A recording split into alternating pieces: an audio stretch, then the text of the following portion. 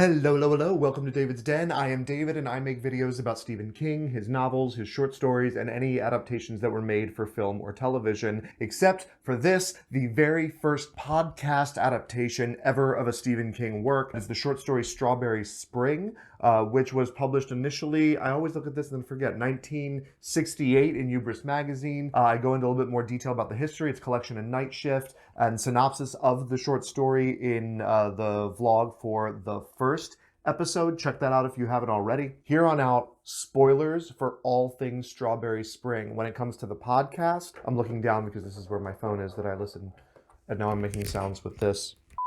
I'm looking down at my phone because this is where I listen to podcasts on, but you can't see that, so it doesn't matter. So yes, it is a podcast adaptation of the short story, and I'm going to be examining how the short story lines up to the podcast, how faithful it is in theme and tone as well as plot. So spoiler warning for all things short story Strawberry Spring, because we may be talking ahead of plot where we are in the podcast, and everything up through episode 2. God, there has to be an easier way to say that. And this time, I made notes. And I think what I'll do is just take kind of a I'm Cockney all of a sudden.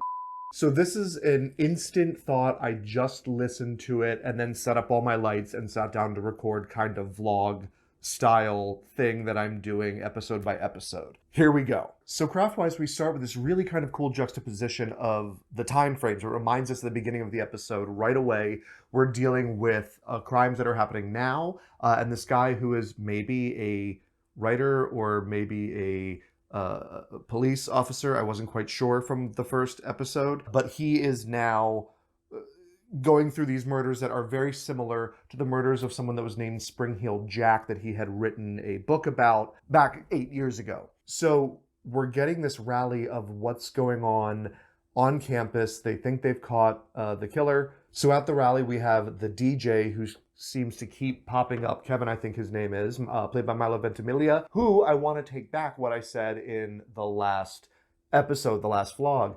I had mentioned that I really only knew him from Heroes and I thought he was wooden and I wasn't looking forward to his performance. But after this episode, I'm really on board with him. So kudos, you changed my mind. I'm really enjoying your performance. You're one of the best voice actors. I still have kind of a problem with some of the voice acting sounding wooden, but that feels like we're moving in the right direction. Kind of like, hey, the first episode was a warm-up and now we're settling in to how the dialogue fits in our mouth as voice actors. So yeah, I'm really excited, much more so after listening to episode 2 than I was after the first episode. So like I was saying, we're at this rally. It's a great juxtaposition where Kevin, the DJ, is coming up to Henry, who's a journalism major and writing the story for the school paper, and says, hey, give me the scoop. And he's like, hey, I don't have a scoop. And then it cuts right to present day, which is 1978. And we're at another rally where a murder that copied Spring-Heeled Jack has just happened, and the sheriff is getting, or captain, whoever is the police officer, is getting up to speak at a press conference, and they call Henry up to speak. And somebody asked the question,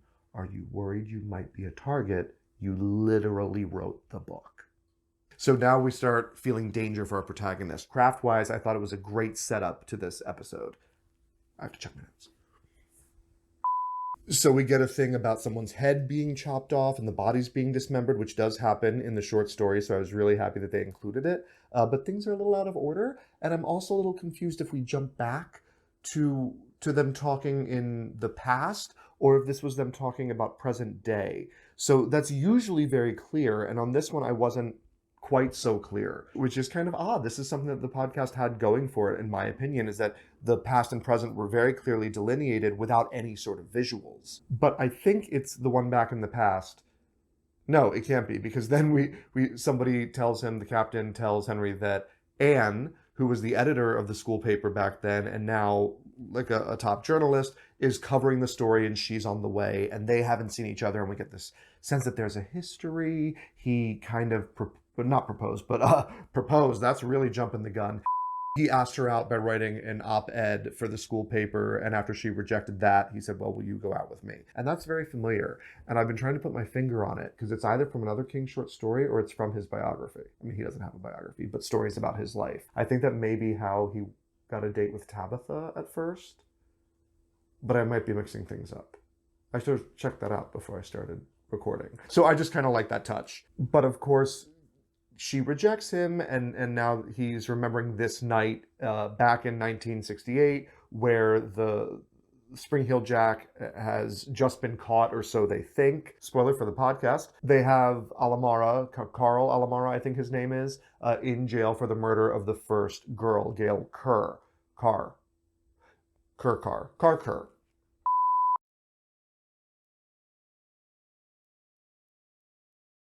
They're having this discussion, Anne and Henry are, about maybe, we had a big story, but now we don't, but treat everything like a big story. And she starts coming on to him. And he's like, no, I got a girlfriend. I love her. Holy suddenly I have a migraine. And he leaves and he goes walking in this strawberry spring in the fog, right? And back to his girlfriend's house. Now, the girlfriend does exist in the short story. This whole thing about Anne and working for the newspaper on campus, I think is really great. And I touched on this last time. It's a great framing device that lets them flesh out this story without really altering the central plot. And that's definitely what seems to be happening here. Oh, yes. But then on his way home, he runs into Kevin. And I think we're setting something up. They run into each other in the fog. And Kevin's like, whoa, man, you got to watch where you're going. I don't know why I just made him like, yeah. But yeah, so they run into each other in the fog, and Kevin says, hey man, watch where you're going, especially with this killer on the loose. Oh wait, that's right, they caught him, haha. And I don't know, there's just this weird thing that he seems to always run into Kevin in the fog, and he does run into a friend in the short story, so I think that's the nugget that they're pulling from, and they're just expanding it to be the same person, and it's happening more than once. But it also leads us to wonder, what is this connection? Right? Because Kevin is also a DJ that we're hearing on the radio in the present. And at the end of this episode, let me skip ahead in my notes. I don't want to get this wrong. There's suddenly this random phone call, right? Maybe. Or maybe it's happening in his head. Because every other time there's been a phone call, there's been some sort of ring or the dialogue, hello. And in this instance, he's just suddenly talking to Kevin about his wife who's just being pregnant and emotional. It kind of hurts that they went out of their way